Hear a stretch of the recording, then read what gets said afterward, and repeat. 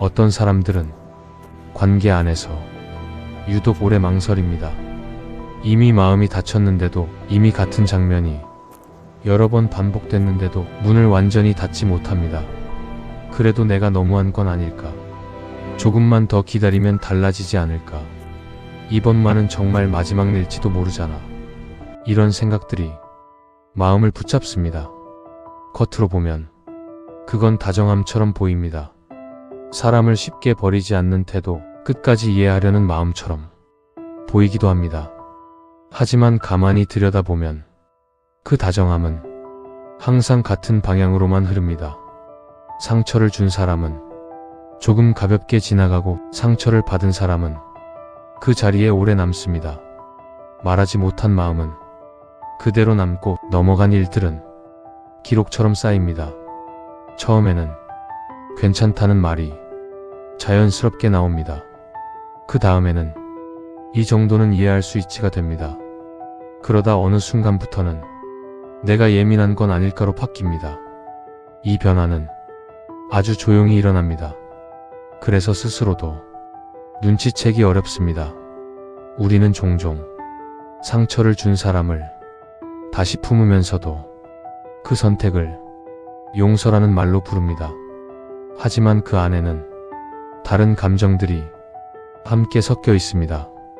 미안함, 죄책감, 괜히 내가 냉정한 사람이 될까 봐 드는 두려움. 그리고 무엇보다 이 관계를 여기서 놓아버리면 내가 너무 차가운 사람이 되는 건 아닐지에 대한 막연한 불안 말입니다. 그래서 마음은 선을 긋는 대신 조금씩 물러나는 쪽을 택합니다. 조금 더 참아보고, 조금 더 이해해보고, 조금 더 나중으로 미루는 방식으로 말입니다. 그런데 이상하게도 이 방식은 관계를 가볍게 만들지 않습니다. 오히려 마음만 더 무거워집니다.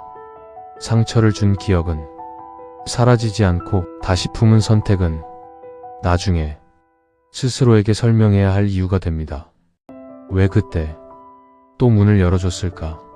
왜 이번에도 선을 넘는 걸 모른 척 했을까? 이 질문들은 상대를 향해 가지 않습니다. 대신 자기 자신에게 돌아옵니다. 불교에서는 자비를 무조건 참아주는 마음으로만 말하지 않습니다. 자비에는 지혜가 함께 있어야 한다고 봅니다. 그 지혜란 상대를 벌주는 판단이 아니라 이 관계가 나와 타인을 어디로 데려가고 있는지를 살펴보는 시선입니다.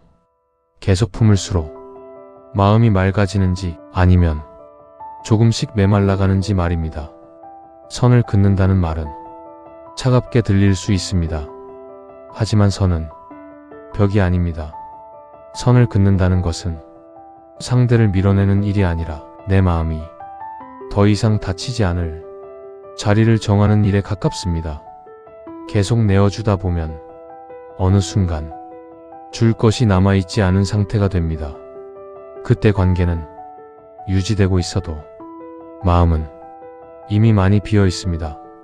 그래서 어떤 인연에서는 다시 품는 선택보다 멈추는 선택이 더 자비로울 때가 있습니다. 그 멈춤은 미움이 아니라 반복을 끊는 지점입니다. 상처를 주는 방식이 계속 그대로라면 그 인연을 다시 드리는 일은 결국 같은 아픔을 한 번 더 받아들이는 일이 되기도 합니다. 선을 긋는다는 것은 이제 그 자리에 다른 선택을 놓아보겠다는 뜻입니다. 내가 지켜야 할 마음이 어디까지인지, 어떤 대가까지는 치르지 않겠다는 것인지 조용히 정하는 일 말입니다. 이 이야기는 누군가를 밀어내라고 말하지 않습니다. 다만 상처를 준 사람을 다시 품기 전에 한 번쯤 이 질문을 마음에 올려두어도 좋겠습니다. 이 선택이 나를 더 단단하게 만드는지, 아니면 나를 조금씩 비워내고 있는지 말입니다. 선을 긋는 일은 관계를 끝내는 기술이 아니라 마음을 지키는 연습일 수 있습니다. 그리고 그 연습은 미움이 아니라 지혜에서 시작됩니다.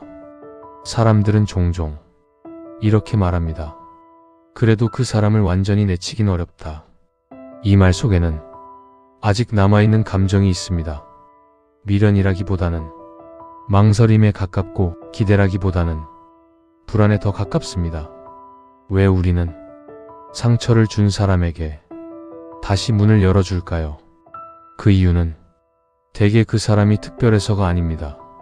오히려 우리 마음의 습관에 더 가깝습니다.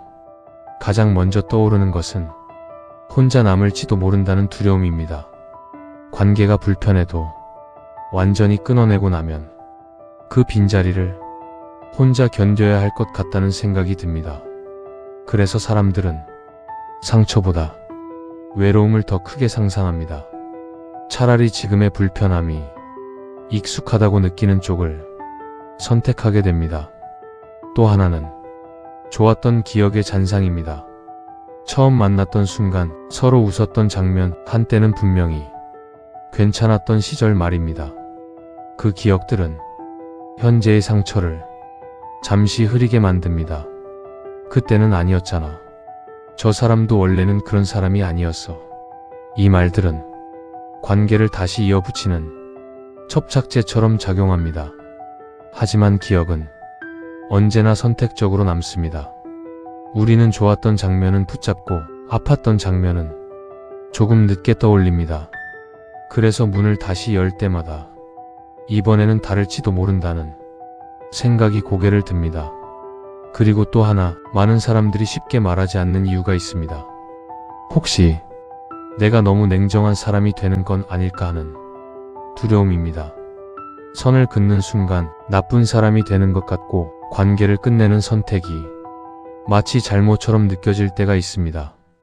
특히 늘 이해하는 쪽에 서 있던 사람일수록 이 감정은 더 강해집니다. 그동안의 태도와 전혀 다른 선택을 하는 것 같아서 스스로에게조차 낯설게 느껴지기 때문입니다. 그래서 마음은 다시 한번 문을 여는 쪽으로 기웁니다. 이번이 마지막이라는 말과 함께 말입니다. 불교에서는 인연을 고정된 무엇으로 보지 않습니다. 계속 붙잡을수록 더 단단해지는 것도 아니고 흘려보낸다고 해서 반드시 사라지는 것도 아닙니다. 다만 같은 선택이 반복되면 그 선택이 마음의 습관으로 굳어간다고 봅니다. 상처를 주는 사람을 다시 받아들이는 일이 반복될수록 그 선택은 상대보다 먼저 내 안에 자리 잡습니다. 이 정도는 내가 감당해야지. 이 관계는 원래 이런 거지. 이 생각이 익숙해질수록 문제는 관계 바깥이 아니라 관계 안쪽으로 들어옵니다. 그래서 선을 긋는 일은 상대를 벌주는 행동이 아니라 내 마음의 습관을 잠시 멈추는 일에 가깝습니다. 계속 같은 방식으로 문을 열고 있었다면 한 번쯤은 문 앞에서 멈춰서는 선택도 필요할 수 있습니다. 그 멈춤은 상대를 밀어내기 위한 것이 아니라 내가 왜 항상 이 자리로 돌아오는지를 살펴보기 위한 시간입니다. 다시 받아주는 선택이 정말 나를 살리고 있는지 아니면 나를 지치게 만드는 방식으로 굳어지고 있는지 말입니다. 이 질문을 던지는 순간 우리는 조금 다른 자리에 서게 됩니다.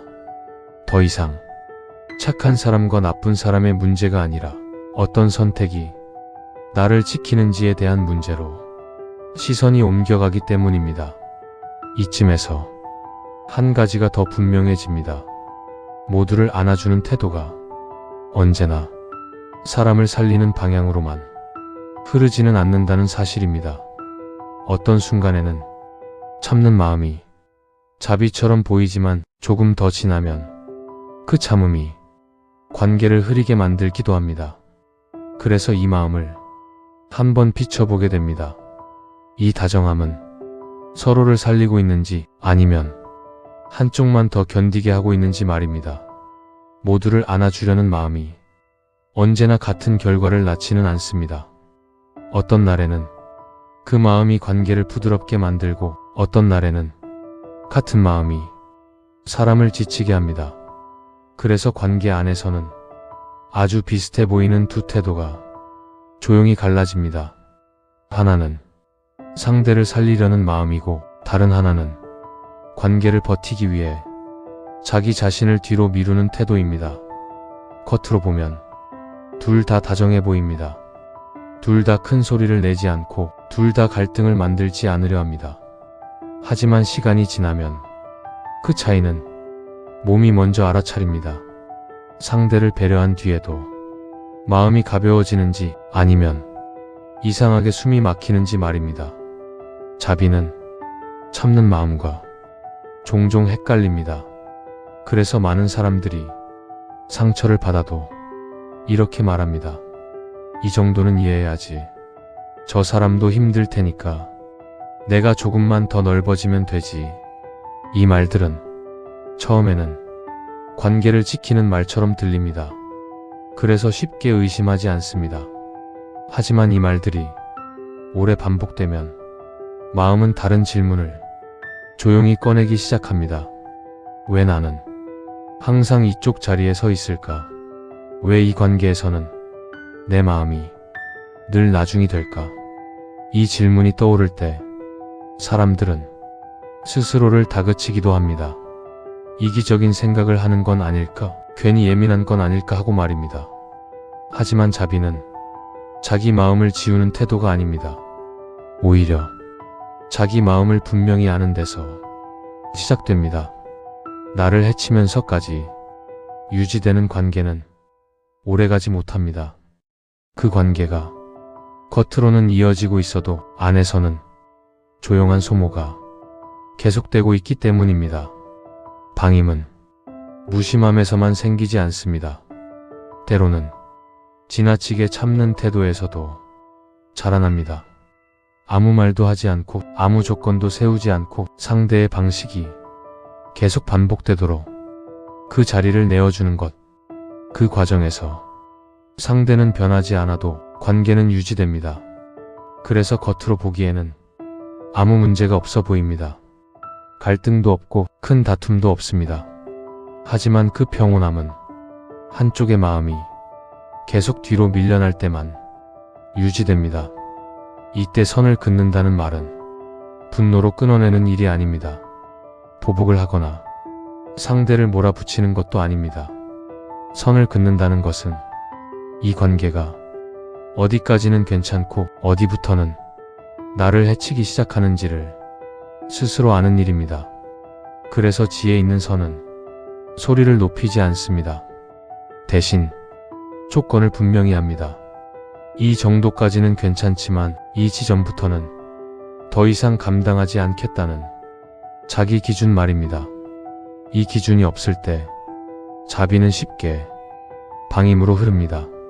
상대를 이해하는 마음이 상대의 반복을 그대로 통과시키는 통로가 되고 다정함은 상처가 다시 들어오는 문이 되기도 합니다. 그래서 자비에는 언제나 지혜가 필요합니다. 지금 이 선택이 관계를 살리고 있는지 아니면 나를 점점 비우고 있는지 살펴보는 지혜 말입니다. 이 지혜는 차갑지 않습니다. 오히려 오래 관계를 바라본 끝에 생기는 시선에 가깝습니다. 선을 긋는다는 것은 상대를 밀어내는 일이 아니라 같은 아픔이 다시 들어오지 않도록 자리를 정리하는 일입니다. 이쯤에서 막연했던 고민은 조금 더 구체적인 질문으로 모양을 갖추기 시작합니다. 말하지 않아도 될 말을 왜 계속 삼켜왔는지, 어디까지는 괜찮다고 넘겨왔는지 말입니다. 이 질문에 닿으면 선은 더 이상 막연한 결심이 아니라 아주 작은 행동으로 옮겨질 준비를 합니다. 말을 어떻게 할 것인지, 어디까지 허용할 것인지, 어떤 반복 앞에서는 멈출 것인지에 대한 선택 말입니다. 이 선택들은 관계를 끝내기 위한 것이 아니라 마음을 더 다치지 않게 하기 위한 정리입니다. 그래서 선은 차갑지 않습니다. 오히려 오래 미뤄왔던 자기 마음을 이제야 마주하는 조용한 태도에 가깝습니다. 관계에서 가장 먼저 바뀌는 것은 행동보다 말입니다. 말은 선을 가장 먼저 드러냅니다. 그리고 가장 덜 공격적으로 거리를 만들 수 있는 방법이기도 합니다. 많은 사람들이 선을 긋는 말을 어렵게 느낍니다. 말을 꺼내는 순간 관계가 흔들릴 것 같고 상대를 상처 입히는 사람이 될 것 같기 때문입니다. 그래서 우리는 말 대신 침묵을 선택합니다. 웃고 넘기고 모른 척하고 조금만 참아보자는 쪽으로 자주 기웁니다. 하지만 말하지 않는 선택도 하나의 말이 됩니다. 아무 말도 하지 않는 동안 상대는 그 자리가 괜찮다고 이해하고 같은 방식은 다시 반복됩니다. 그래서 말의 선은 상대를 공격하기 위한 말이 아니라 관계의 방향을 조용히 알리는 말에 가깝습니다. 말의 선은 길지 않아도 됩니다. 설명도 필요하지 않습니다. 오히려 짧을수록 흔들리지 않습니다. 먼저 즉답을 멈추는 말이 있습니다. 지금은 답을 드리기 어렵습니다. 생각해보고 다시 말씀드릴게요. 이 말은 거절이 아닙니다. 잠시 멈추겠다는 선언입니다. 이 멈춤 하나로 마음은 상대를 먼저 살피는 자리에서 자기 기준을 확인하는 자리로 옮겨옵니다. 다음은 설명을 줄이는 말입니다. 그건 어렵습니다. 이번에는 힘들 것 같습니다. 이 말 뒤에는 이유를 덧붙이지 않아도 됩니다.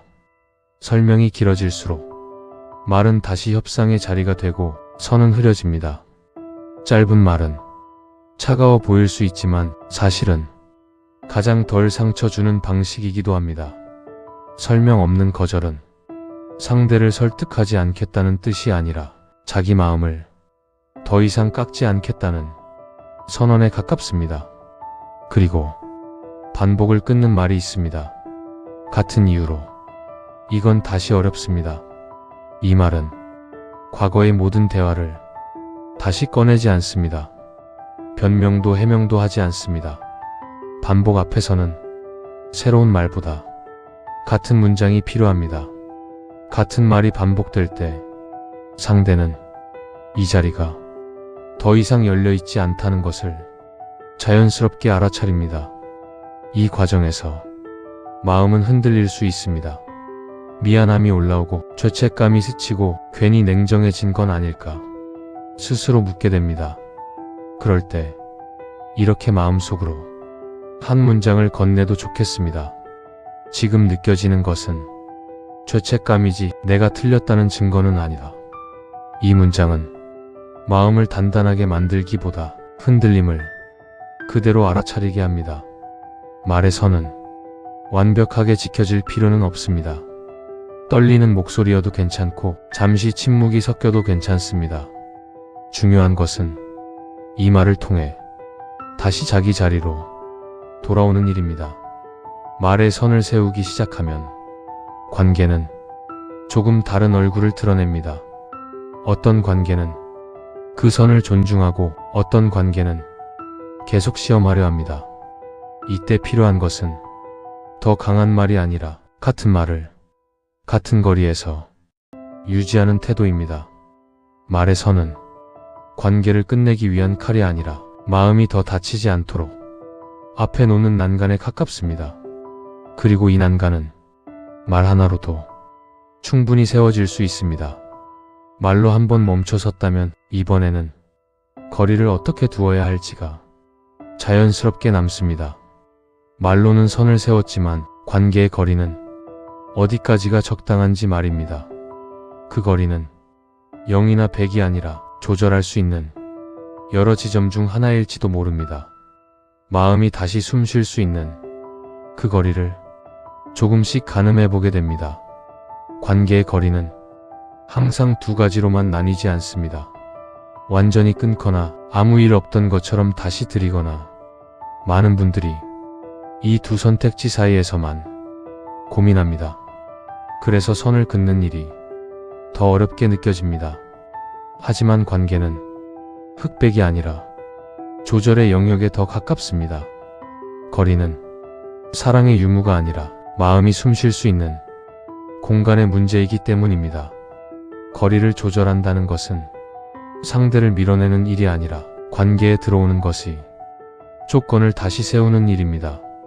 가장 먼저 필요한 것은 만남의 조건입니다. 시간을 정하는 일입니다. 오늘은 1시간만 보겠습니다.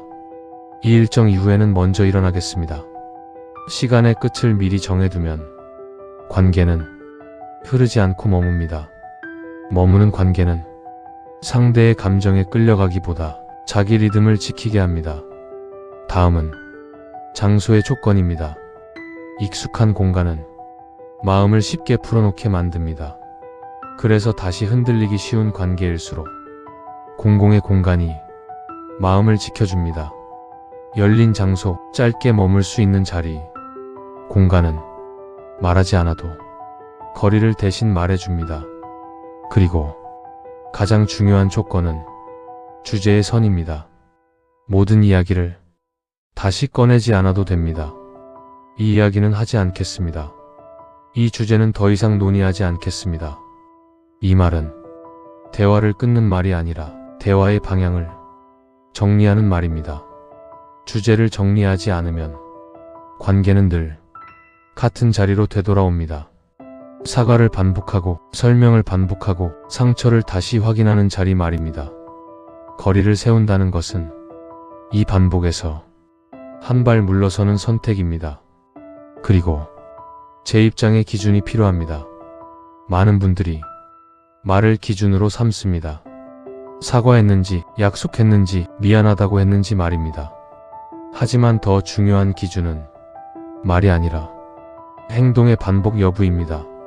같은 일이 다시 일어나는지, 같은 선을 다시 넘는지, 이 반복은 설명보다 더 정확한 신호입니다. 그 신호를 볼 때 마음을 다그칠 필요는 없습니다. 그저 알아차리면 충분합니다. 그리고 마지막으로 경계가 다시 흔들릴 때의 후속 조치가 필요합니다. 그럼 오늘 대화는 여기까지 하겠습니다. 이 말은 싸움을 만들지 않습니다. 상대를 이기려 하지도 않습니다. 다만 이 자리에서 더 이상 마음을 쓰지 않겠다는 선언에 가깝습니다. 이 후속 조치는 벌이 아닙니다. 선을 넘으면 자연스럽게 거리가 다시 조정된다는 질서에 가깝습니다. 불교에서는 미워하지 않되 들이지 않을 수 있다고 조용히 말합니다. 마음을 닫지 않으면서도 문을 잠글 수 있다는 뜻입니다. 거리를 둔다고 해서 사람을 부정하는 것은 아닙니다. 다만 내 삶 안으로 얼마나 들릴지를 다시 정하는 일입니다. 이 과정을 거치면 관계는 조금 다른 무게로 느껴집니다. 덜 흔들리고 덜 기대하고 덜 소모됩니다. 그리고 그 자리에 조용한 여유가 남습니다. 이 여유는 관계를 끝냈기 때문에 생기는 것이 아니라 관계를 대하는 내 기준이 생겼기 때문에 찾아옵니다. 거리를 정하고 나면 관계보다 먼저 내 안의 감정이 조용히 드러나기 시작합니다. 선을 그은 뒤에 남는 감정들, 허전함과 미안함, 그리고 혼자라는 느낌 말입니다. 그 감정들을 어떻게 바라봐야 하는지 서둘지 말고 그대로 두고 잠시 지켜보면 좋겠습니다. 선을 그은 뒤에는 마음이 바로 가벼워지지 않습니다. 오히려 조금 더 무거워지는 순간이 찾아옵니다. 허전함이 남고 괜히 미안해지고 내가 너무 차가워진 건 아닐까 스스로를 돌아보게 됩니다. 이 감정들은 이상한 것이 아닙니다. 오랫동안 관계를 지키는 쪽에 서 있었던 사람일수록 선을 그은 뒤에 더 많은 감정을 느끼게 됩니다. 왜냐하면 그동안 마음의 균형을 혼자서 맞춰왔기 때문입니다. 그래서 선을 긋는 순간 마음은 익숙한 역할을 잃은 것처럼 잠시 흔들립니다. 이때 많은 분들이 다시 문을 열까 고민합니다. 괜히 이랬나 싶고 조금만 더 참을 걸 그랬나 싶고 관계를 너무 쉽게 놓은 건 아닐지 자책이 올라옵니다. 하지만 이 감정은 관계를 잘못 정리했다는 신호라기보다 이제까지의 방식이 얼마나 익숙했는지를 보여주는 흔적에 가깝습니다. 익숙함이 사라질 때 마음은 늘 공백을 불안으로 느낍니다. 불교에서는 비움을 차가운 상태로 보지 않습니다. 비움은 무언가를 버려서 생기는 공허가 아니라 다시 숨이 들어올 자리가 생기는 과정에 가깝습니다.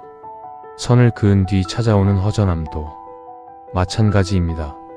그 자리는 아무것도 없는 자리가 아니라 이제 더 이상 상처를 반복하지 않아도 되는 공간이 열린 자리일 수 있습니다. 자비는 모든 것을 받아주는 태도가 아닙니다. 자비는 누군가를 해치지 않기 위해 나 자신도 해치지 않는 선택을 포함합니다. 그래서 어떤 선 긋기는 떠나보내는 자비에 가깝습니다. 미워하지 않되, 다시 들이지 않고, 원망하지 않되, 같은 자리를 허락하지 않는 태도 말입니다. 이 태도는 겉으로 보기엔 차갑게 보일 수 있습니다. 하지만 안에서는 아주 많은 생명을 살리고 있을지도 모릅니다. 내 마음을 살리고 상대의 반복을 더 키우지 않으며 관계를 더 큰 상처로 이어지지 않기 때문입니다. 선을 그었다는 사실보다 더 중요한 것은 그 이후에 내 마음이 조금 숨쉬고 있는지입니다. 밤에 잠들 때 조금 덜 지치고 혼자 있는 시간이 조금 덜 불안하고 나 자신에게 조금 덜 화가 나 있다면 그 선택은 벌이 아니라 지혜에 가까웠을지도 모릅니다. 어떤 인연은 끝까지 함께하지 않아도 그 의미가 사라지지 않습니다. 그리고 어떤 거리는 미움이 아니라 존중에서 만들어집니다. 이 이야기는 당장 관계를 정리하라고 말하지 않습니다. 다만 상처 준 사람을 다시 품지 않아도 되는 순간이 분명히 존재한다는 사실을 조용히 확인해 줄 뿐입니다. 지금 이 말을 들으며 마음이 조금 가벼워졌다면, 혹은 아직 복잡하지만 숨이 막히지는 않는다면 그것만으로도 이미 충분합니다. 이제 남은 것은 당신의 시간 속에서 이 기준을 천천히 살아보는 일입니다. 선을 긋는다는 것은 관계를 버리는 일이 아니라 나와 타인이 더 이상 다치지 않게 자리를 나누는 일일지도 모릅니다. 이 지혜가 당신의 마음을 조금 더 오래 지켜주기를 바랍니다. 오늘 이야기는 누군가를 밀어내기 위한 말이 아니라 당신의 마음이 더 다치지 않기 위해 어디까지가 괜찮은지 함께 살펴보는 시간이었습니다. 선을 긋는다는 것은 차가워지는 일이 아니라 내가 더 이상 나 자신을 잃지 않겠다고 조용히 약속하는 일일지도 모릅니다. 지금 이 이야기를 들으며 조금 마음이 정리되었거나 아직 복잡하지만 적어도 혼자는 아니라는 느낌이 들었다면 그것만으로 이 이야기는 제 역할을 다한 것일 수 있겠습니다. 각자의 자리에서 각자의 속도로 각자의 기준을 천천히 살아가셔도 괜찮겠습니다. 이곳이 여러분에게 답을 드리기보다 질문을 함께 들고 잠시 머무는 공간이기를 바랍니다. 오늘의 이야기가 당신 마음에 작은 난간 하나를 놓아두었다면 그걸로 충분합니다. 함께 해주셔서 고맙습니다.